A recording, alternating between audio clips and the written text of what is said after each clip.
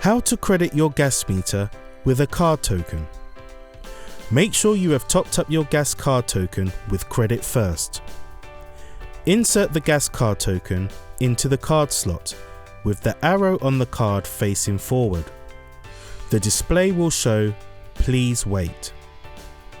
The meter will then bleep to show that the card credit has been accepted.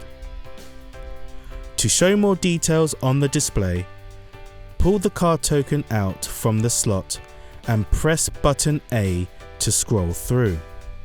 Push the card token in fully to return to the main screen. Once your credit eventually goes down, the display will then flash to show £5 emergency credit.